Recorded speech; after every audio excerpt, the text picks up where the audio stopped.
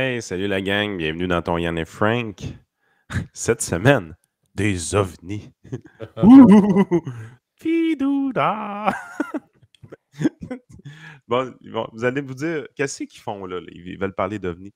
C'est parce que présentement aux États-Unis, il y a quelqu'un qui est devant la Chambre des représentants, je pense le Congrès en fait, puis il y a un hearing par rapport à des ovnis.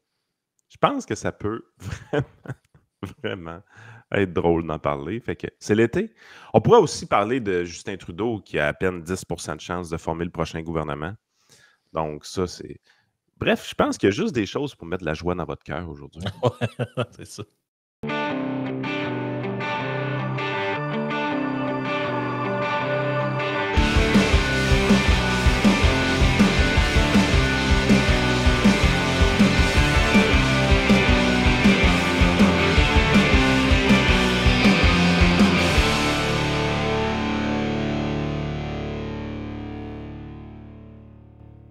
Avant qu'on commence, tu sais, Frank, des fois, j'improvise un peu cette petite intro-là, puis tu sais, je viens de te sortir Fidouda, ça, c'est une connerie qu'il y avait dans François Pérusse, l'album du peuple dans le temps. J'ai... quand je suis remonté de Longueuil avec mon fils, j'y ai fait découvrir des chansons un peu humoristiques, du genre J'ai la quéquette qui colle, puis Crampe en masse. Puis Il y en a le là-dedans qui flow. sont gras un peu, par exemple. Hey! Premièrement, Crampe en masse, en 2023, impossible de refaire jouer ça pour de vrai dans les radios commerciales. C'est juste impossible. Ce groupe-là est cancellé demain matin. Puis là, par après, je suis arrivé, puis j'ai ressorti François Pérusse, l'album du peuple. Tu sais, je me suis dit, je vais y faire connaître ça. Moi, je tripais bien gros là-dessus quand j'étais Ben jeune. oui. Puis, crime, j'ai tombé trouvé ça poche. J'étais Ouais, mais il y a des déçu. références qui datent aussi, là. Ouais, mais crampamment, j'étais pas déçu. Tu sais, je trouve ça encore drôle. Ouais. Mais François Pérusse, j'ai fait, Colin, c'était non, mais poche. C'est mauvais. Quand on était jeune, puis il y avait juste ça de bon. C'était pas pire, là. Mais à cette heure, avec tout l'humour qu'on peut avoir, puis la sophistication qu'il y a eu, puis tout ça, t'es obligé de te dire, François Pérusse, ça a mal vieilli en maudit. Ouais, c'est ça qui arrive. C'est moins. On est moins là que dans le temps, on dirait, là. Dans le temps, on trouvait ça drôle, là, Hey, mais... mais si vous avez un jeune woke dans votre maison, là, faites-y écouter Crampe en masse, vous allez rire. Vous allez avoir besoin d'un défibrillateur. Ouais, c'est ça, là. Oui, ça se peut bien. Ben, écoute, on en avait déjà parlé, mais moi, j'avais pogné ça sur le Twitter de Brian Breguet. Il se moquait de. C'est parce que tu avais quelqu'un qui disait, une personne, mettons, qui a 17-18 ans, là, elle disait hey, j'ai écouté là, le classique, supposément, là, de la génération Y. Là, j'ai écouté American Pie. Là. Tu parles d'un film qui véhicule des stéréotypes de genre, puis c'est full misogyne, puis c'est full sexuel, puis là, là, Brian avait commenté un Le truc gars, du il genre. faut une tarte, man. Ah ouais, Brian avait commenté un truc du genre, give me a fucking break. Could you just watch a movie and shut your damn mouth? C'est un truc de même, là, genre, Chris, vous autres, vous n'êtes pas capable d'avoir du plaisir, puis de juste profiter d'un moment. Non, non, il faut que tout soit... Ah, écoute, l'analyse métapolitique d'American Pie. On va Comme se s'il y avait de calmer. quoi analyser là-dedans. La T'sais. merde de cette fleur! Oh, man. Ah ouais, la mère de Stifler. Ben oui, mais justement, c'est ça qu'il disait. Il y avait comme une glorification de l'inceste, ou je sais pas trop. Là j'étais comme, what the fuck, là? C'est juste drôle, là. Voyons. Ah, il y a beaucoup de gens qui prennent des trucs au pied de la lettre quand même. Ouais. Écoute, dans les candidats à la victime du jour potentiel aujourd'hui, on a, attends un petit peu, il faut que je te les présente. On a une personne qui s'appelle Tidom sur TikTok. Et lui, il a pété un plomb à sa conductrice d'autobus dans l'autobus de ville parce qu'elle ne voulait pas changer la radio pour mettre de la musique francophone.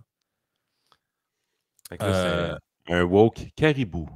Ouais, exact. Ben oui, puis tu vas voir, il y a comme une twist là-dedans. Là. Il l'accuse d'avoir détruit la planète aussi. Ben, en tout cas, bref. OK. Il y a ça.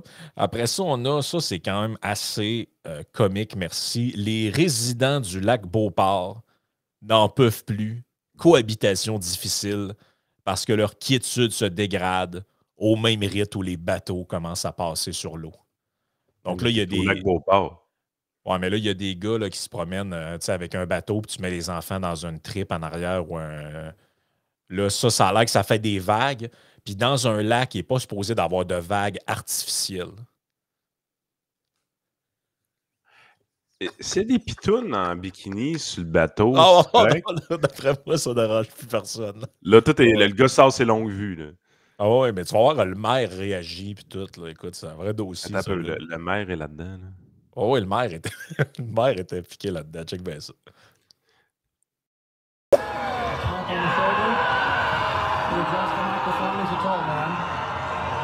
There's so much potential for beauty and for devastation. Donc, je vous présente à l'écran. C'est Monique ou Jacques qui est pas content, là? Ah, ouais. Il y a du Monique, puis il y a du Jacques, puis il y a aussi genre Tristan, là, genre Tristan, immigrant français venu au Québec, là, qui n'aime pas. OK. Parce qu'il il y a comme d'autres types de profils. Là, tu vois. Lui, il est venu pour les grands espaces, hein? Ouais, oui, lui, il est venu pour les grands espaces et la Hey, nature. avant qu'on le starte, j'ai un message pour Jacques Boomer. Donc, ce qu'il a fait encore, lui. Hey, là, Chris, mettons qu'il y a une remorqueuse sur le bord de l'autoroute, Jacques, là. Peux-tu laisser Louise regarder par la fenêtre puis te raconter après tout ce qui s'est passé? Puis pourquoi que le gars, il est en rack sur le côté? Puis pèse sur le crise de gaz. Avance! Là. Fatigant. Jacques. Ils sont tannants quand ils avancent pas, pareil. Hey, ça va être correct, le wearage, là. Il y a un Mais il bouchon n'était pas en de train de faire circulation. un tour de REM, lui, en fin de semaine? Parce que ça Avec aussi, Sœur Angèle? ça aurait pu être un sujet. Tu sais que sur l'île au génie, en fin de semaine, l'activité, c'était d'aller faire un tour de REM. Avec Sœur Angèle? Ah, avec Sœur Angèle, avec qui tu veux. Le marcheur du Québec était là, même. Je sais pas comment il a fait, d'ailleurs, pour faire Québec-Montréal, pour aller faire un tour de REM. Tu me niaises, le marcheur du Québec n'était pas Je à te Montréal jure. faire un tour de REM. Je te jure. Je Ben voyons. l'ai même remis je l'ai même mis sur notre page. Le Tu compte le peux- plus déplaisant de Twitter est allé virer à Montréal. Comment il a fait pour se rendre? Il est allé en bicycle à pédale. Ben, c'est ça, je me demande aussi, là, regarde, là. Il dit qu'il est en REM, on voit bien Montréal derrière. Il filme à l'intérieur, tout ça, à moins qu'il ait volé à moins qu'il ait volé la vidéo de quelqu'un d'autre. Mais moi, j'aimerais bien ça savoir comment il a fait en tant que personne anti-voiture pour se rendre à Montréal pour aller faire un petit tour de REM. Il n'est sûrement pas allé en vélo, ni à pied. Mais en tout cas, bref. C'est ça. Fait qu'en fin de semaine, c'était l'activité sur l'île au génie, c'était de faire un tour de REM. Fait que on allait là. On va tous y aller une fois. Les deux premiers ministres étaient là. Venez dans le REM. Vous autres, mais vous ça, le fromage en crotte, ben squick, squick, là. Fait que c'est ça, c'était l'activité de la fin de semaine. Mais sans plus tarder, quand même, revenons aux choses sérieuses. Écoute, c'est quand même un reportage de première qualité qui nous est fourni par Radio-Canada. Donc, allons-y. Les moments de quiétude de certains riverains du lac Beauport sont devenus rares. Les Oh, gens, mon à l'heure actuelle, Quoi? Hey, le gars qui l'a de courte puis un chapeau de cowboy. Lui, il n'y a plus de quiétude, là. Ah ouais, regarde, la quiétude, c'est fini, là. OK. Les moments de quiétude de certains riverains du lac Beauport sont devenus rares. les gens, à l'heure actuelle, au lac Beauport, j'ai des amis qui restent, sont même plus capables de prendre un café sur le bord de leur quai le soir en raison des vagues. Pour des habitués du secteur, l'arrivée sur le petit lac de nombreux bateaux à fort tirant d'eau vient briser son équilibre. Un lac, c'est supposé d'être une eau douce, dormante. Et là, on crée des vagues de façon artificielle avec les bateaux pour faire du surf. Moi, j'en ai rien contre les gens qui font du sport nautique. C'est juste qu'à un moment donné, j'aimerais ça qu'on sensibilise les gens à la grosseur des bateaux et surtout à la grosseur du lac qu'on a. Un phénomène qui inquiète certains experts. Il est soumis à une forte pression en termes d'activité nautique. Beaucoup de gens s'adonnent aux joies de la vitesse sur des bateaux. Et malheureusement, le lac Beauport est très petit. À long terme, il on est très craint que petit, hein. sans intervention, la qualité de l'eau ne se dégrade de façon importante.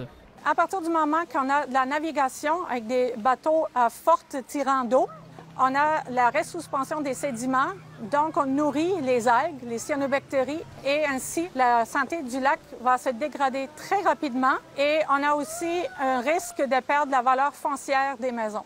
L'Association des résidents riverains dresse un bilan Eux autres, moins c'en est-tu sombre. un risque?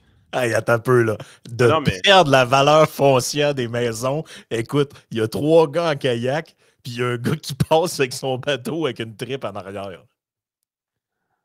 Ah non, attends un peu. Moi, je pense que les autres représentent un plus gros risque pour la valeur foncière des maisons que les kayaks. Là. Ah, ouais, ben, alors, en tout cas, eux autres, ils représentent un risque de mon retrait de la liste d'acheteurs potentiels de ce secteur-là. Ça, je peux vous le confirmer. Là.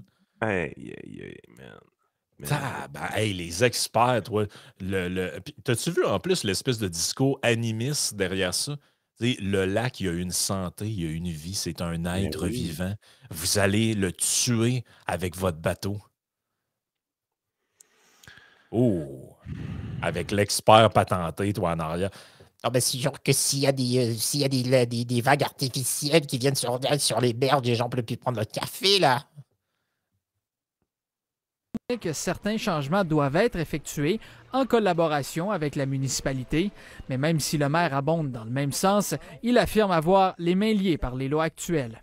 Je pense que l'Association des propriétaires riverains autour du lac sont prêts à faire un changement, puis sont prêts à se reprendre, puis à se responsabiliser. Après ça, on verra quelle forme ça peut prendre, puis on verra si le gouvernement fédéral est prêt à nous céder certains pouvoirs en matière de nos lacs. En attendant, le groupe demeure optimiste et sent une ouverture pour des changements législatifs. Il espère qu'à court terme, en tout cas, les plaisanciers accepteront de changer leurs habitudes pour l'avenir du lac. Ici Philippe Lheureux. Hey. Je pensais que c'était une parodie, moi. C'est notre ami Jim qui m'a envoyé ça. Les changements législatifs, parce qu'il y a du monde qui font du bateau sur le lac. Là. Ça mais va là, aller. on va avoir plein de commentaires, là, Frank. Là. Le monde va dire « Ouais, mais là, vous comprenez pas. » Vous comprenez pas. Qu'est-ce qu'on comprend pas? Il y a du monde qui font du bateau sur le lac. C'est quoi le crise de problème? Ben, il faut qu'il y ait dans des gros lacs. Il est trop petit. Idéalement, il ne faudrait pas qu'il y ait de maison. Tout le monde boive du café. OK. En fait, je serais curieux de voir s'il y a des plaintes quand il y a un ponton de filles en bikini dessus. Ça ne doit pas se plaindre fort dans ce temps-là. Là. Je sais pas. Ben, il y a peut-être plus de plaintes, mais ça vient peut-être d'un genre en particulier. Je te dis que depuis que ces pontons-là, mon mari est plus parlable. Tout le temps dehors, en train de décornifler ce que les voisins font, puis ouais, je sais pas. Tout le temps, c'est une jumelle d'en face. C'est ça. Oh my God. Oh. Mais non, mais tu sais, tu vis sur le bord d'un lac, tu te plains qu'il y a des bateaux. Êtes-vous sérieux? Tu sais, je veux dire, des câlisses. Ah non, mais c'est comme si je m'en vais m'acheter une maison sur le bord de la piste cyclable. Je suis comme, il y a non bien des vélos tout le temps ici. Là. Ah oui, je vis sur le bord de la piste cyclable, chose. Hey, il y a un terrain de pickleball en arrière. Non, ben oui, c'est ça. C'est le même genre d'affaire. Mais moi, c'est le côté. Moi, l'espèce de côté grinitude. Tu as remarqué les affaires de grinitude? Là? Ça, c'est pour. Maintenant, c'est pour mettre des lois puis faire chier le monde. Hey, puis j'espère qu'ils vont nous céder des pouvoirs. Regardez où ils vont des pouvoirs. Monsieur le maire n'a pas assez de pouvoir. Mais t'imagines-tu, toi, Justin Trudeau, avec toute sa candeur qui débarque là, puis t'as le maire local qui demande des rapatriements de pouvoir au municipal pour qu'il puisse interdire du monde de se promener en bateau sur le lac. Parce que c'est ça, le fin mot de l'histoire, ils te le disent pas comme tel, là, mais se responsabiliser, protéger le lac. Qu'est-ce que tu penses que ça veut dire? Ça veut dire puis ça existe à certaines places, là, que seules les embarcations non motorisées sont fait que tu as le droit d'aller sur ton catamaran ou je sais pas quoi. Là, mais quand tu n'as pas le droit d'aller avec un bateau. Là. Quand ça existe, c'est des affaires qui ont été faites par la communauté qui a acheté les propriétés autour de ce petit lac-là. Puis c'est correct, là. Tu sais, je veux dire, c'était connu, su, au fait de tous, là. Ah, si c'est au fait de tous quand tu l'achètes, moi, j'ai pas de problème. C'est fait par eux autres mêmes, là. C'est pas un expert patenté ou un petit maire de village qui veut du pouvoir, là. C'est capoté, man. Moi, j'en reviens pas comme est-ce que. C'est comme si tout ce qu'on a toujours fait pour s'amuser, tu sais, pour faire sauter des feux d'artifice, se promener en bateau, se promener en chaloupe avec un petit moteur en arrière, tu sais, faire du skate-row, faire de la tu sais, faire des activités que n'importe qui a déjà vécu en dehors d'un centre urbain de la ville, là, en banlieue, de n'importe où, par région du Québec. C'est toutes des activités non politiques que les gens font pour s'amuser, faire du côte à côte, aller à la chasse, peu importe, là, aller à la pêche. Et toutes ces activités-là là, sont rendues là, qui tuent la terre, puis que Mais c'est c'est donc ça bien le pas problème. drôle. C'est ça le problème, c'est les urbains qui envahissent les régions. Ouais, ça se peut-tu qu'il y ait une genre de gentrification inversée? Là? C'est pas Tu sais, juste en ville, ça se passe. Ça se peut-tu que les gens de la ville qui sacrent le camp en campagne, là, ils avaient comme idéalisé ça? Ben, sais-tu à quoi ça me fait penser? Ça me fait penser au lac Saint-Jean, dans le coin de Saint-Prime. Ils faisaient de l'épandage de fumier. Puis il y avait un couple qui venait de Québec ou Montréal qui était venu s'installer là. Ils se faisaient des plaintes à la municipalité parce que ça sentait à marde. T'es dans une région agricole entourée de fermes. Ben oui, ils épandent du fumier. Bravo. Mais ça les dérangeait. Il n'y a plus moyen de prendre un café dehors tranquille sans que ça sente le fumier. Ben oui, t'es dans une région agricole. Ça pollue l'air, ça, les micro-particules de merde. Puis, ouais, mais moi, là, je suis allé au lac Beauport, je pensais qu'il y aurait juste des kayaks. c'est ça. Les gens font du surf. Excuse-moi, l'affaire des vagues artificielles, c'est n'importe quoi. Là, ça crée des vagues. Voyons, ils vont pas là avec le Queen Mary 2, sacrément. Là, c'est des petits bateaux, là, je veux dire, des pontons puis des petits bateaux à moteur. C'est tout le temps la même affaire. Là, ils vont partir d'une bonne intention. Ils vont dire, OK, là, les moteurs en haut de ça, il y a des gens qui exagèrent. Là, puis là, on n'a plus le droit d'avoir des moteurs de temps d'HP. OK. Là, un an plus tard, qu'est-ce qui arrive? Ouais. Là, il faudrait changer la norme. Là, il y a encore des gens qui se promènent. C'est encore trop. Il faudrait baisser le nombre d'HP. Ouais. Et là, il ne faudrait plus de moteur. Là. Oh, ouais, c'est sûr que c'est le même, ça finit. Ben moi, j'ai pas de problème. Un moteur électrique. Je ne sais pas si ça a commencé à la mode des moteurs électriques d'un bateau. Ça doit être sur le bord ou ça va s'en venir. Ça ne change rien aux vagues, ça. Ouais. Tu comprends, là, la vague, là, le bruit des vagues, là, moi, quand je prends mon café sur mon balcon, le bruit des vagues. Mais là, c'est-tu la santé du lac ou c'est le bruit des vagues, le trouble? Ah, écoute, d'après moi, je cherche n'importe quel prétexte pour écœurer le monde. Là. Mais imagine, Radcan vont faire un reportage là-dessus. C'est capoté. Ben, c'est l'été, c'est Slow News. Ben, on va parler d'OVNI. On va parler d'OVNI. C'est Slow News Day. Ben, c'est ça, c'est que j'ai vu passer ça un peu sur les réseaux sociaux. Des gens commentaient ces trucs-là. Ben, évidemment, dans les médias québécois, personne n'en parle, comme toujours. C'est un... Mais tu me disais qu'il y avait quand même quelqu'un qui avait posé la question pourquoi les médias québécois n'en parlaient pas, puis c'était assez spécial.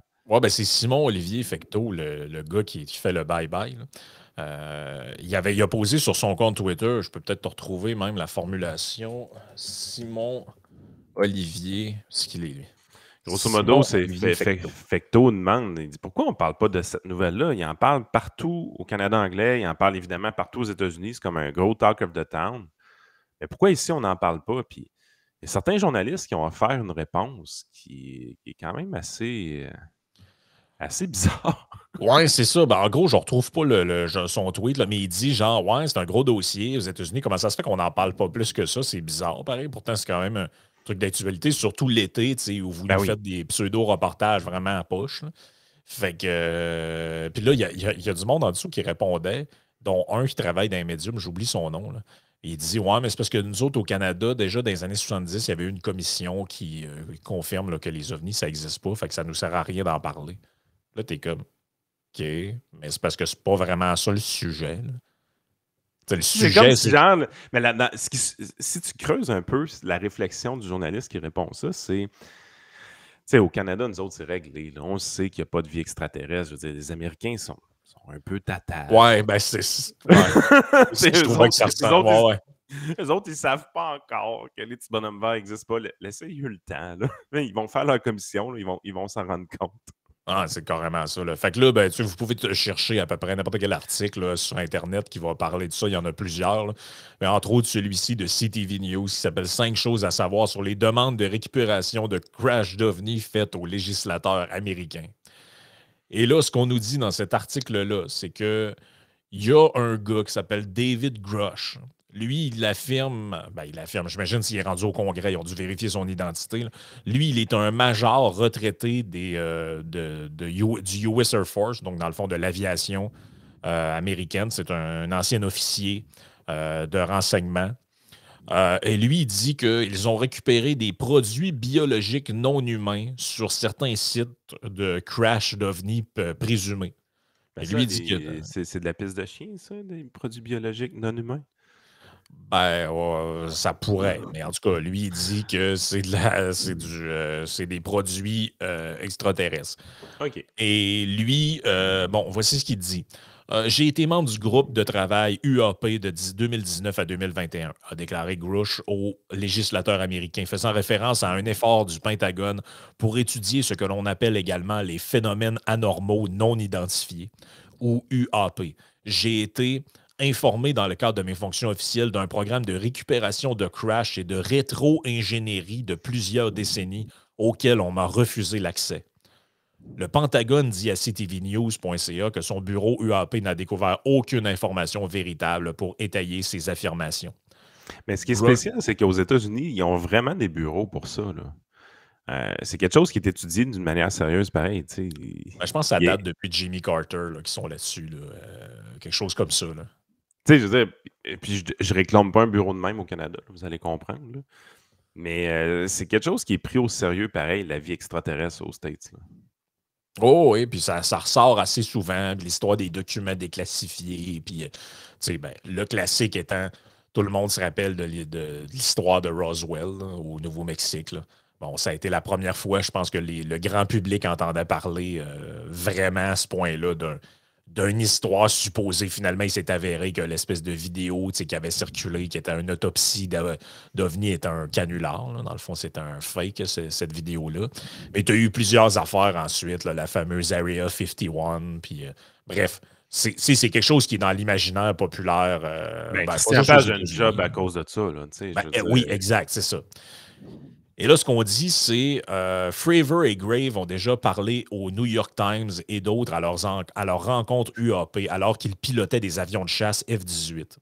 Il n'y avait pas de rotor, pas de lavage de rotor, ni aucun signe de surface de contrôle visible comme des ailes, a déclaré Fravor, un commandant à la retraite de la US Navy et pilote de F-18, à propos de l'objet qu'il a vu et que d'autres ont vu au large de la côte du Pacifique.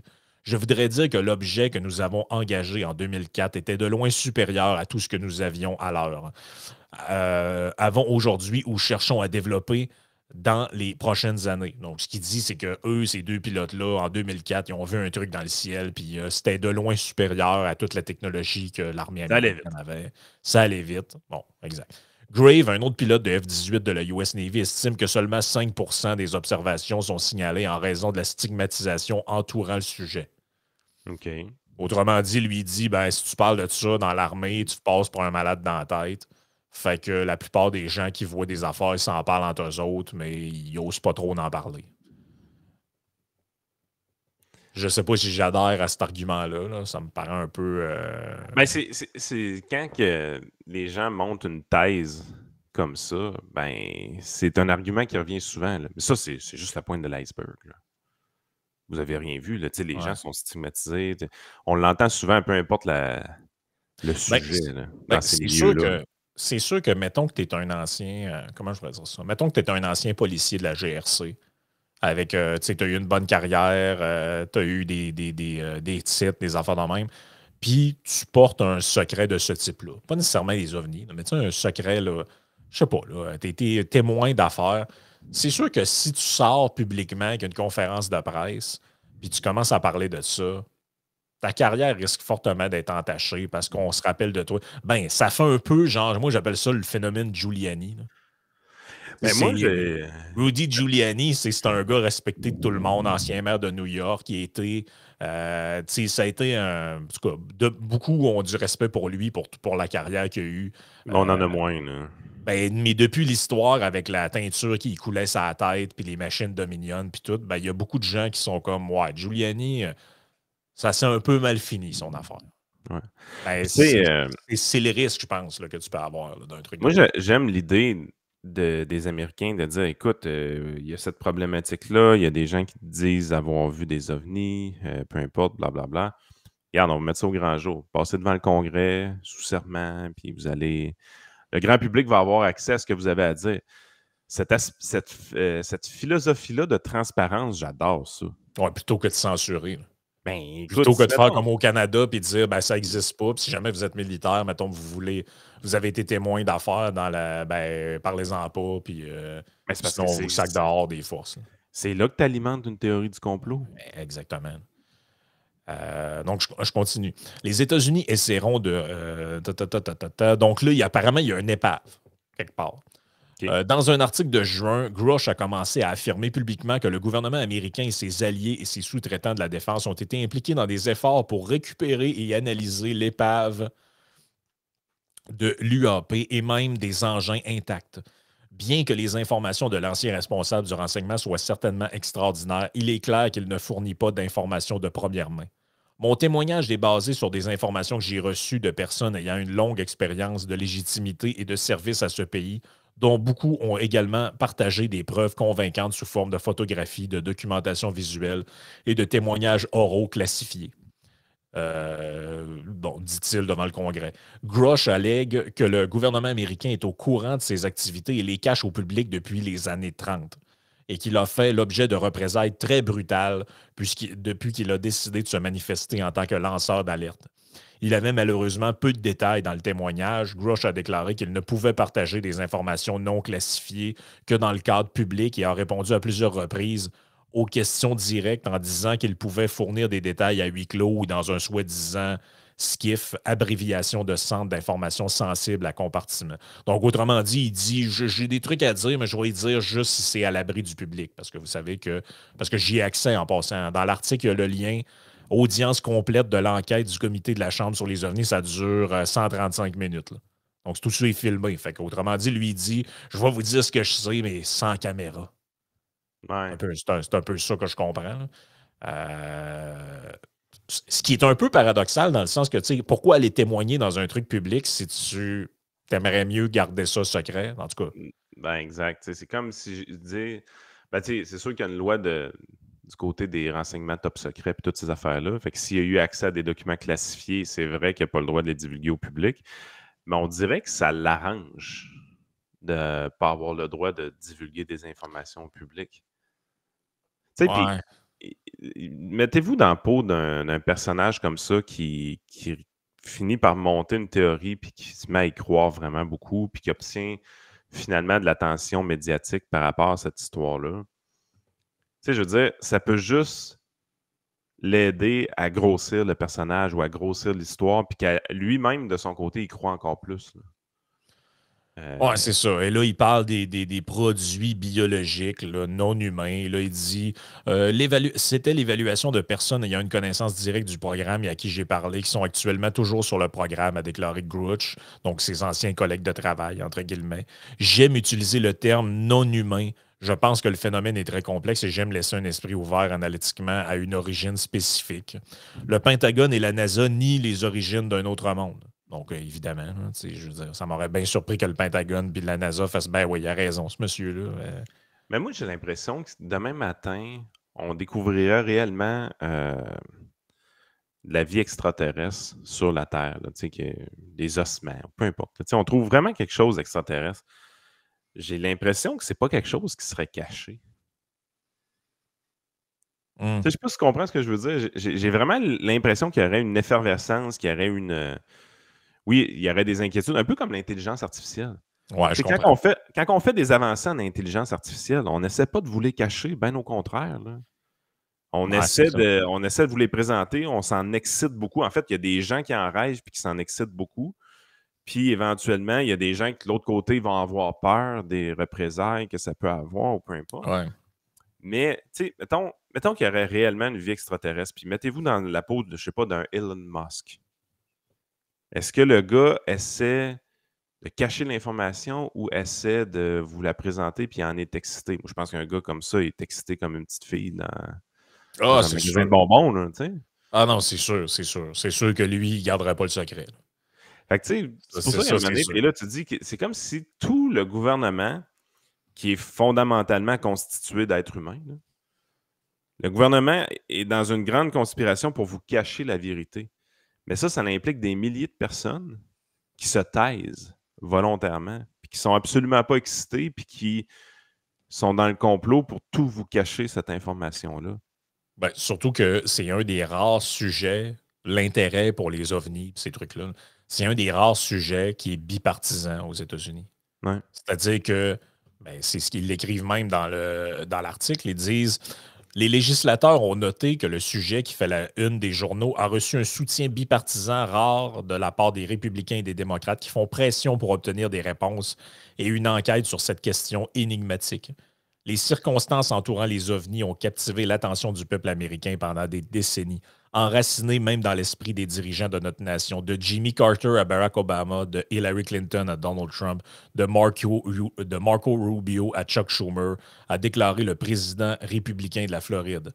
Anna Paulina Luna a déclaré dans son discours d'ouverture, faisant référence aux politiciens qui ont parlé publiquement des ovnis. Le sentiment a été repris par des collègues comme le représentant démocrate Mark Garcia de Californie, qui dit « Je ne suis ici que depuis 7 mois, mais c'est de loin la conversation et la discussion les plus bipartites que j'ai vues au Congrès », a déclaré Garcia vers la fin de l'audience. Le représentant Tim Burchett, un républicain du Tennessee, a fait pression pour l'audience de mercredi après que les affirmations de Grouch aient été rendues publiques. Autrement dit, autant républicains que démocrates, là, les gens sont fascinés par ce truc-là et ont l'impression que c'est comme... comment je pourrais dire ça? Là? C'est comme un genre de feuilleton populaire un peu, là, puis tout le monde veut sa face dans la photo d'une certaine... J'ai un peu l'impression que c'est ça. Il n'y a pas un politicien qui va oser arriver puis prendre trop position en disant « c'est toutes des foutaises de monde illuminé » ou bien « c'est sûr qu'ils sont là, j'ai eu des preuves ». Fait que, ils veulent comme entretenir une espèce de feuilleton. Puis, mettons qu'un politicien arrive, républicain, demain matin, puis il dit « Écoute, it's all bullshit. Là. Come on. Grouch is a fraud. » Il dit des affaires de même. Ouais. Quel pourcentage réel de sa base électorale il vient de s'aliéner? Ce serait le genre quand même de Donald Trump. Là. Ou carrément là. Oh, non, I saw this beautiful UFO landing on my property. And I talked to the guy with the big head. He was green, a little green man. Mais tu sais, c'est des choses qu'on a déjà parlé, hein? Je pense dans une couple d'épisodes du trio économique qu'on parlait de théorie du complot, là, mais la réalité, c'est que des gens qui pensent qu'il y a une vie extraterrestre qui est présente sur Terre présentement, c'est pas 2%. Tu sais, c'est une base électorale que ni un ni l'autre des deux grands partis peut s'aliéner.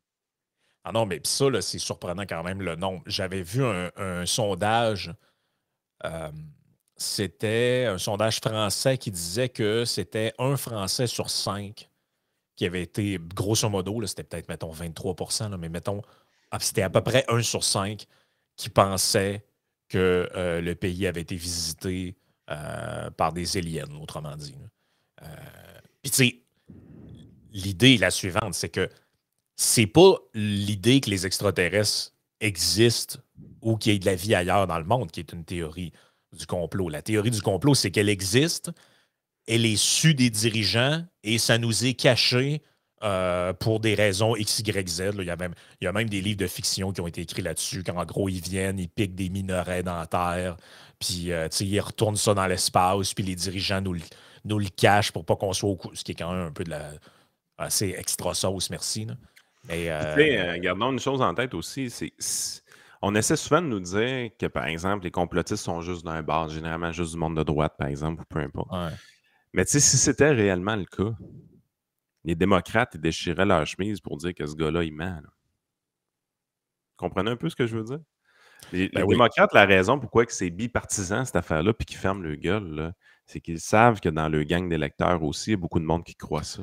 Ils savent qu'il y a un pourcentage très significatif de la population qui croient à cette réalité-là. Qui sont persuadés que quelque part dans le Nevada ou dans le Nouveau-Mexique, il y a vraiment un vaisseau qui est tombé puis que quelque part dans les voûtes des bases militaires du coin, ils ont un genre de vaisseau, là, puis ils essaient de comprendre ce qu'il y a là-dedans, puis ils ont trouvé des restes vivants, non humains. Puis, ben, écoutez, vous irez voir l'épisode que Joe Rogan a fait avec Bob Lazar. Là.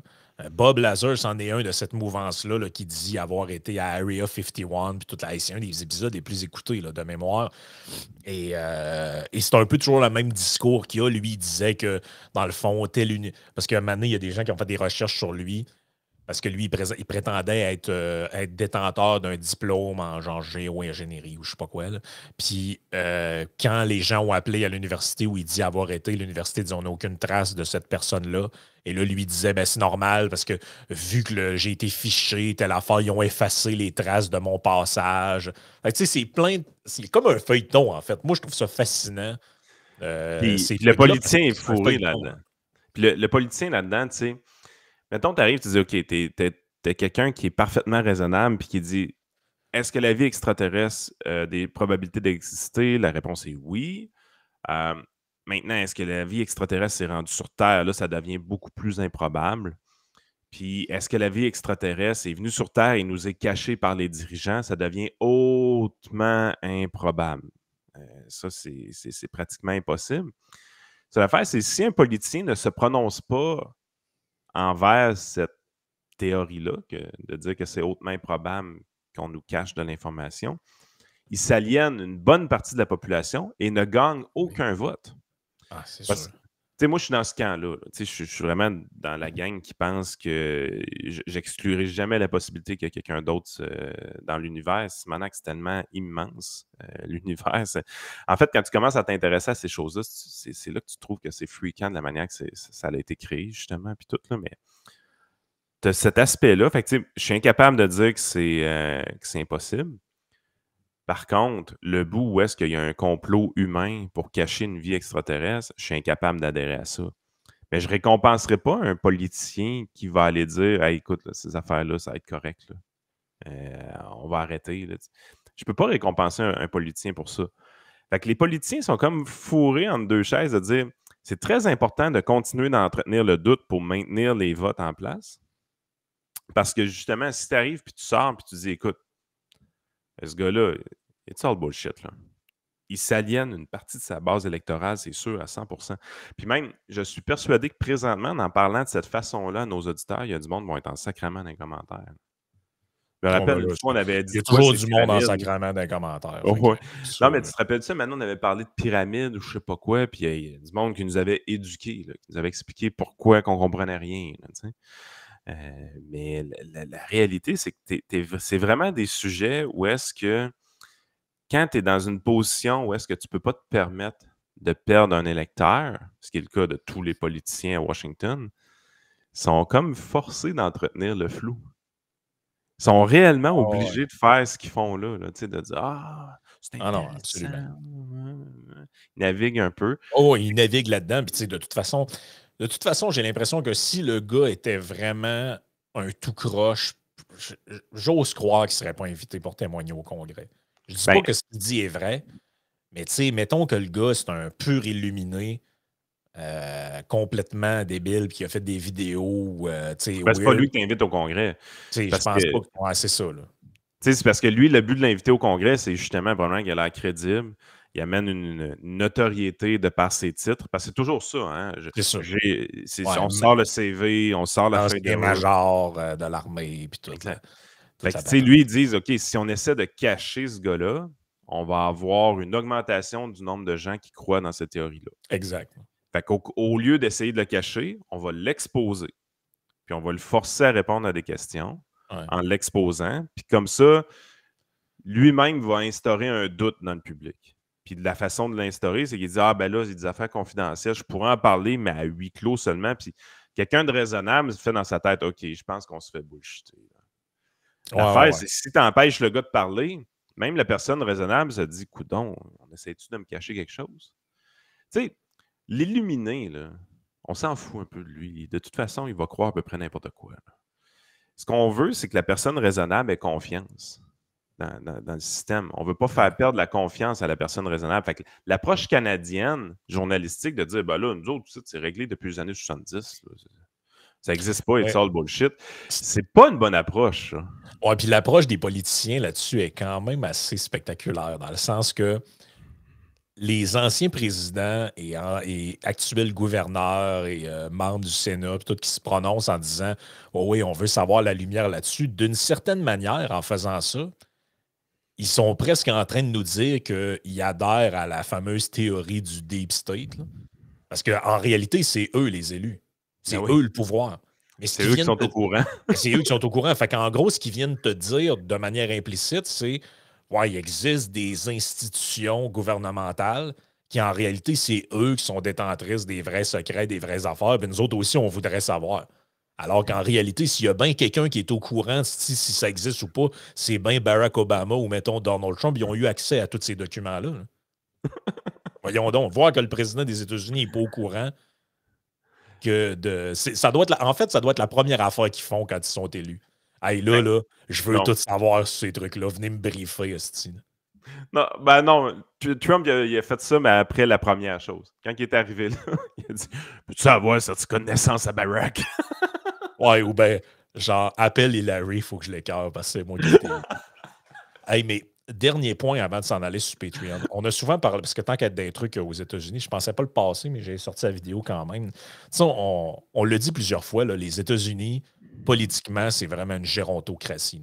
C'est Nancy Pelosi avec son dentier qui décolle. Joe Biden, on ne sait jamais trop s'il est en train de manger une crème glacée ou tout ça. Donald Trump. Il y a un monsieur qui a eu un épisode récemment. Ouais, ben, un dont on ne parle pas souvent, c'est le leader au Sénat, Mitch McConnell. Ah, c'est pas facile. Là. C'est vraiment, vraiment pas facile. Là. Je vous le mets à l'écran. Ceux qui sont en audio, ça fait un peu weird, là. Mais bref. C'est un bon malaise. Hein? Je pense que c'est assez malaisant, merci.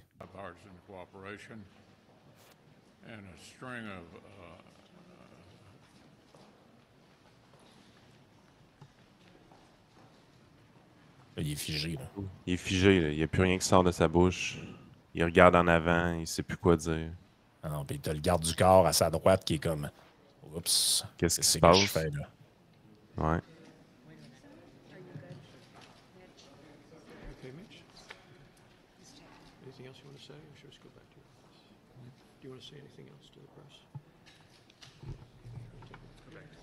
Pauvre monsieur. Ah non, ça va pas, là. Il y a un gars, en gros. Il fait vraiment pitié, là. Ah oui, mais il y a un monsieur qui vient le voir à côté, je ne sais pas c'est qui exactement, puis il dit Mitch, veux-tu dire autre chose ou on s'en retourne? Là? Puis là, il part de l'autre bord. Mais tu sais, il a peut-être bien fait un AVC ou un petit AVC ou quelque chose, ça arrive, là, ce genre de truc-là. Il y a eu un malaise. Là. Mais ça reste quand même que Christy, le boss du Sénat, la boss du Congrès jusqu'à tout récemment, le président des États-Unis, c'est tout du monde. À l'E3, ils font au-dessus de 200 ans. Et on veut le remplacer par Trump qui arrive à 80 aussi. Là. Ben, c'est ça. Là. Il y a quelque chose de weird là-dedans. Là. Tu te dis, mais ce gars-là, là, puis j'ai rien contre lui, là, Mitch. Là.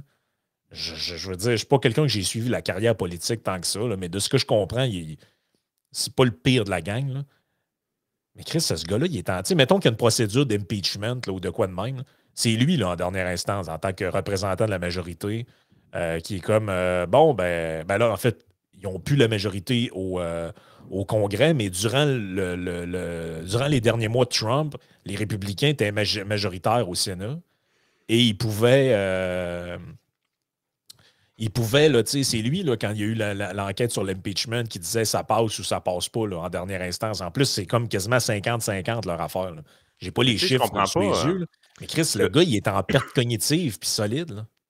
Mais je comprends pas l'intérêt même du politicien de persévérer. Ça c'est la première chose. À un moment donné, tout le monde mérite d'arrêter de travailler un jour. Là.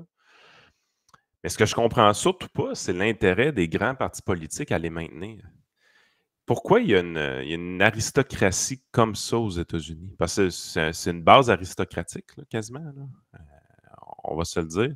Ouais. C'est le bout que j'ai de la misère. Juste préciser ce que j'ai dit. Effectivement, le Sénat est en ce moment à un siège sous contrôle démocrate. Les républicains en ont 49, les démocrates 48, mais il y a 3 indépendants qui ont réussi à soudoyer. Mais tu sais, je veux dire, Mitch McConnell, j'ai son truc ici, il est né en 1942. Là. Il est pas jeune, le bonhomme. Là. Il est vraiment pas jeune.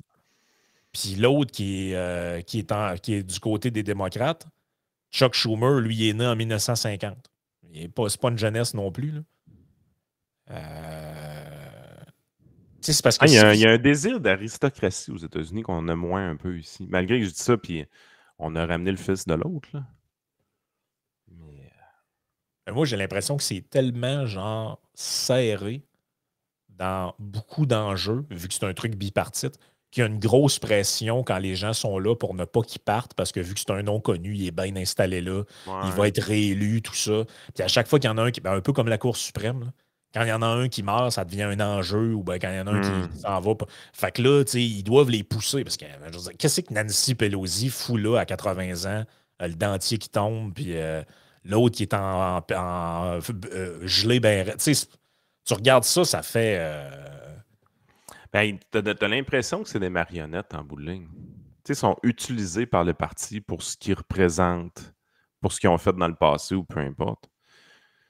Tu sais, pourquoi qu'on met Biden là? C'est parce qu'il était VP de Barack. Oh, c'est ça. Mais tu sais, le monsieur. Ouais. Le monsieur, puis tout là. Ça y tente-tu vraiment? Là, c'est pour ça que Trump, il est vieux, mais c'est bon, il y a encore une certaine acuité mentale, ça paraît quand tu l'écoutes parler. Là. Et les autres, là, c'est pas chic-chic. Là. C'est vraiment pas chic-chic. Écoutez, on s'en va dans la partie Patreon. On va avoir on va faire un tour un peu des agrégats de sondage des dernières semaines pour présenter les tendances en ce moment là, au fédéral. C'est quand même intéressant de ce côté-là. Et on a un texte du Wall Street Journal qui est tout à fait fabuleux, qui s'appelle « L'obsession du changement climatique est un véritable trouble mental ». Donc, joignez-vous à nous pour la partie Patreon et on y va de ce pas.